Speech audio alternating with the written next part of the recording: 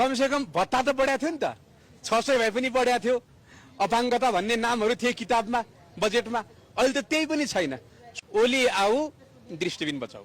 केपी ओली आउनु पर्यो। केपी ओलीलाई त लखेटे हैन जनताले। होइन, जनताले फेरि ल्याउँछ न। अब एमालेको भलन फेरि होइन, मेरा बाबु पनि एमाले हुनुहुन्थ्यो, मेरो बुवा पनि सूर्यमा भोट हाल्दै बित्नु भयो।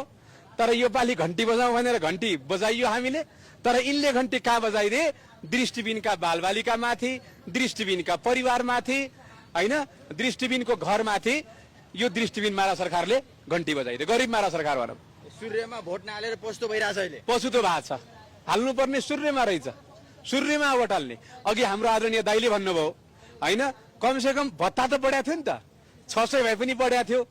अपाङ्गता भन्ने नामहरू थिए किताबमा, बजेटमा, अहिले त त्यही पनि छैन। स्वर्णिम वाग्लेले हामीलाई धनी देख्यो। के गर्ने? धनी देख्यो। अपाङ्गता भएका व्यक्ति धनी रहेछन्, दृष्टिबिन भएका व्यक्ति धनी भएर सडकमा बसेका रहेछन्। यिनको त भत्ता बढाउनै हुन्न भनेर संसदमा बोल्यो। अझ अर्को कुरा के बोल्यो? छोड्न सक्नेले छोडौँ रे, छोड्नेले छोडौँ, नसक्नेलाई जोडौँ। यस्तो गैरजिम्मेवारी अभिव्यक्ति दिन डाक्टर स्वर्णिम वाग्लेले मिल्छ?